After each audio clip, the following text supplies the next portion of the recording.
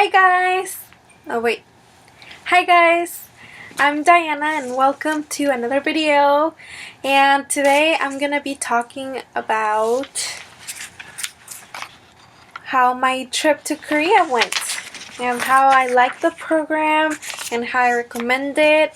What I wish I had done and what I did do. So let's get started. And I have some notes here, so I may be looking down sometimes, okay? Okay, so first, the program that I went to is called LABO Korea. I applied to a website called Langu Bridge, and I can leave the link below. And I found this program actually because I go to a kind of like a Saturday school type of thing, and it's called Minds Matter. And they advertised the program because another student that was in that program went to Korea, and I wanted to go to Korea too, so we did that. And it was a really easy process. I mean, it was like just signing up. Like, they just gave you the form and you needed to fill it out with your information, your address, passport number, and like a little picture of you. And I actually forgot to put the picture, but I guess it wasn't a problem because they still accepted me. So that happened, and I was really excited for because I applied like April, I think. So I was really excited and really anticipating it and trying to see what I could buy for my family and everything. And I have another video that has what I bought for my host family if you want to check it out. I'll leave the link below too. So let's get started with day one. So I traveled in Delta in the airline. Let me tell you, it's really good. They gave me ice cream too. Like, they fed me well, let me tell you. And I eat a lot. Yeah. So, okay, so I got to you know how you get the little form for customs once you get to the other country? So they said to claim goods that you bought in the country that you came from, and I was like, oh well, I have gifts for my family, but that's not much. And then I put I think I put like $90 that I had in merchandise or something. And then I went over because they told us that whoever filled that little part of the form out to go to another little line. So then I went, and turns out it wasn't a line because it was empty, so I was going to be the only one there. And there were 3 Korean guards, and then they were like, oh, do you speak Korean? And I was like, no, I only speak English. And then they were like, oh, they were like, oh no. And then they said something to themselves, like to the 3 of them, and then they checked my form and they were like, you only have $90? And I was like, yeah. And they're like, oh, you can go, you don't need to come here. Well, that was super embarrassing, and I was like, oh my god, good thing they don't know me. Because, I mean, I was exhausted from the freaking long flight that was like 12 hours, and I mean, it was just so tiring, and I was so nervous too because I was gonna meet my family. So after that, I went to the bathroom and tried to freshen up a bit, which was really hard because I had been awake for a whole day. That was not fun. And then it's kind of like in the dramas, like you go out of the door and then you see all of the people waiting there by around the door, but there's a little rail so they can't get too close, but they're not that far. And I immediately saw my family, and it was my brother and my mom that were standing there, and I saw them holding a piece of paper like this. And this is exactly what I saw because I could not see my name there. And I was like, I mean, I know that was them because I saw the picture that they had sent me. I was like, okay. And then I tried not to look at them because I saw them immediately as I went through the door. So then if I looked at them, if I told them with my eyes that it was me, then it would have been awkward because I would have had to walk for 2 minutes, and I would have had to look at them and them looking at me, and that's just awkward. Okay, so no. And then so then I got really close to them, and I finally saw that it said Diana, but it was written on like pencil. That's why I couldn't see it, and I was like, okay. Okay, no balloons for Diana. Then we got home, and oh, let me tell you, Incheon Airport is super nice. It's super futuristic-y. Anyway, we got home, and it was really fancy. Like, we got to the apartment complex, and it was really, really nice. Then I took a nap, I think. So I took a nap, and first I laid down, and I was like, this is really uncomfortable. So then I checked, and the bed didn't have a mattress. It was just the wood frame like that. And I was like, oh my god, I'm gonna be sleeping here for like 3 weeks, and it's gonna hurt, and my butt is gonna get flat. But it didn't. It's still pretty round. Just kidding. You don't know yet.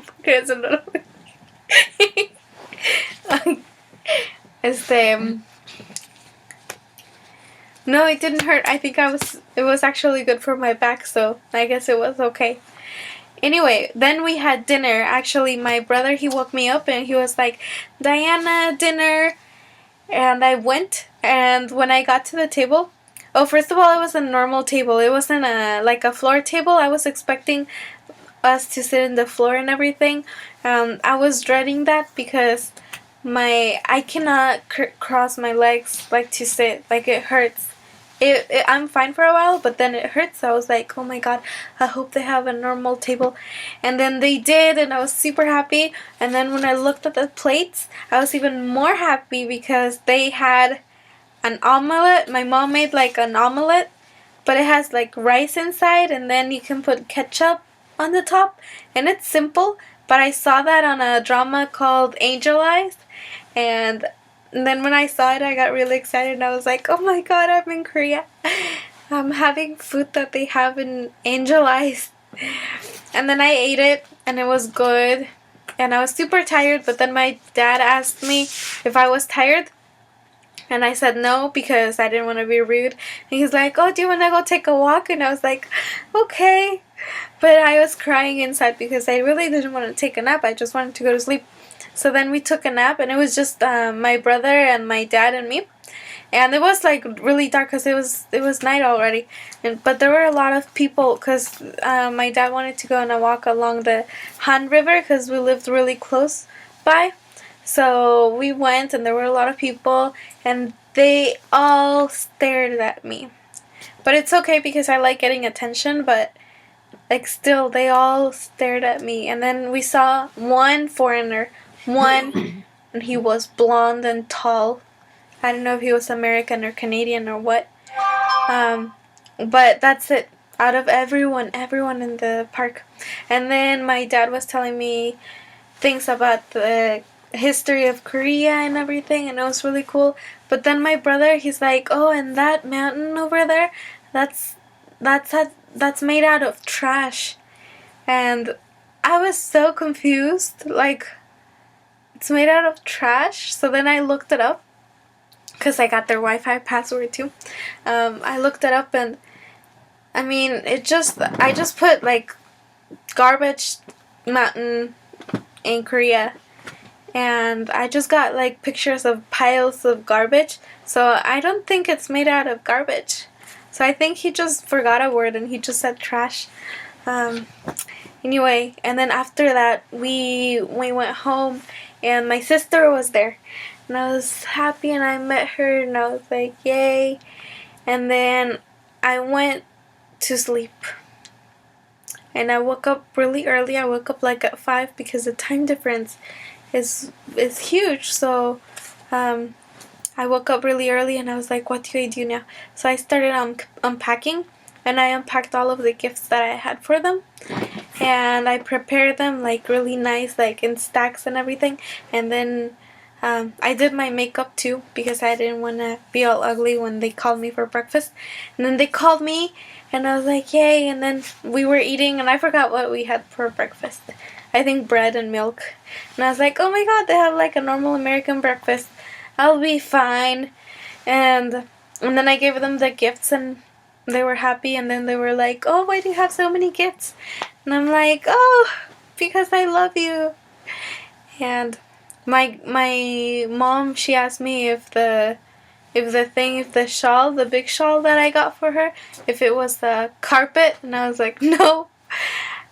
And I told her that it was a blanket because she's too small, and instead of fitting her like a shawl, it fit like a blanket. So I was like, "It's a blanket. Just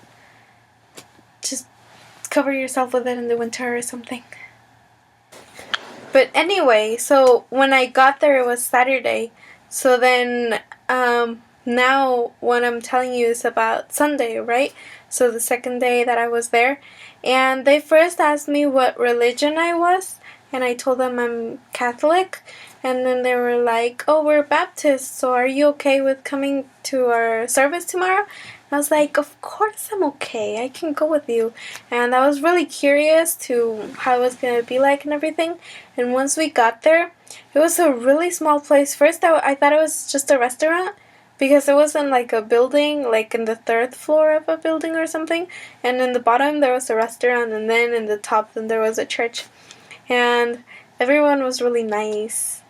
But before going to the church, actually, since all my clothes were in my suitcase, I mean, they were all wrinkled, right?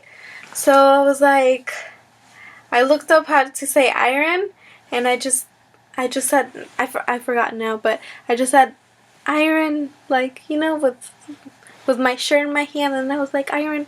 And then my mom was like, "Oh, yeah, yeah, here." And then she gave it to me because my parents didn't speak English. It was just my brother. And then she took it from me, and she gave it to my dad, and he started ironing it for me. I was so surprised because my dad would never do that. Actually, I have to iron shirts for him instead of him ironing shirts for me. I was like, okay. I was like, okay. And he ironed it, and then so I wore a white, like a long sleeve shirt, but it's like really thin, so I wasn't hot, and then a skirt. But it's not that my skirts are short, it's just that my legs are really long. Well, they're not that long, but they're long, so things look shorter on me than they would look on normal people with like regular sized body parts. And so I was like, oh, maybe I should have worn something longer. And I felt kind of self-conscious, but I guess my sister noticed that. Or maybe she thought that my skirt was too short too, because she let me borrow her sweater to put on my lap. Yeah.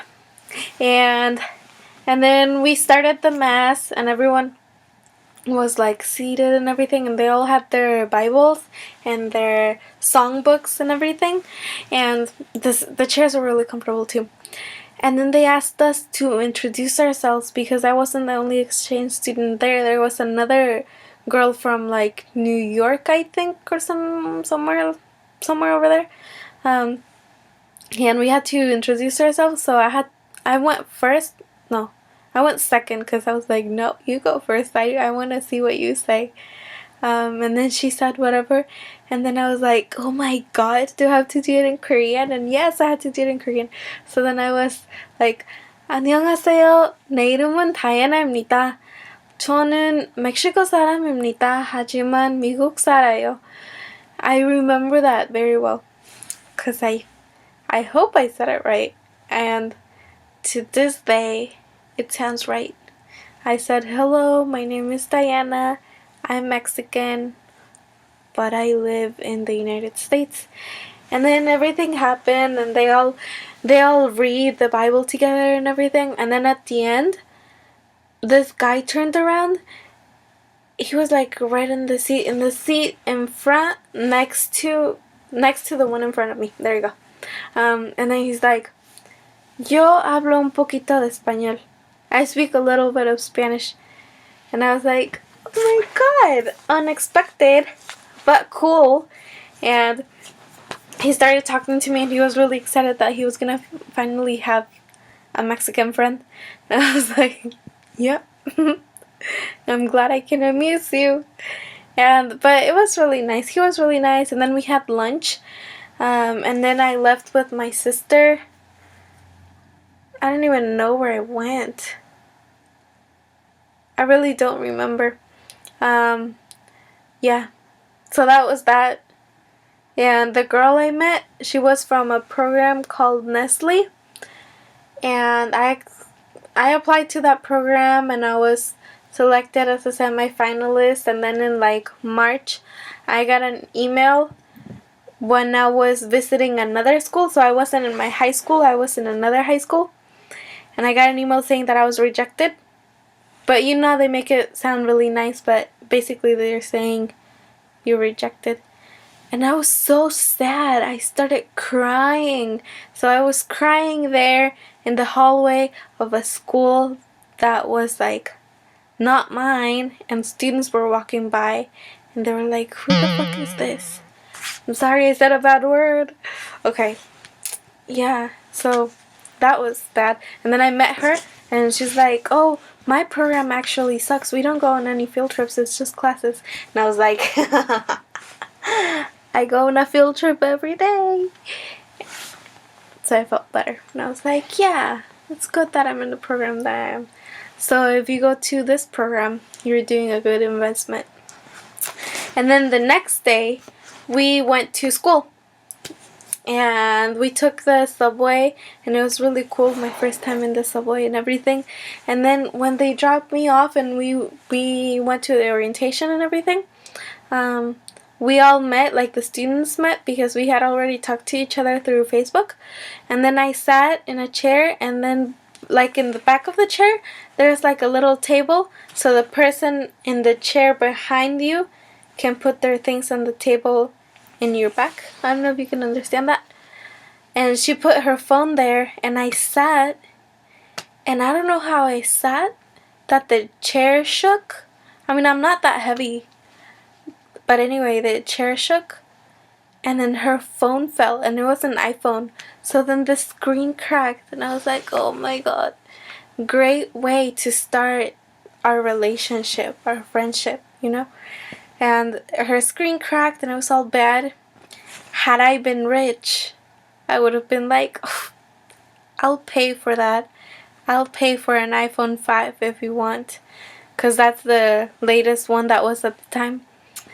But no, I'm poor. So I shut my mouth up and I just looked in front to the speaker. And I didn't tell her anything. I was just like, I'm sorry. Moving on from that, then they made us take the test, and I of course fell into class A, so like the lowest beginners class.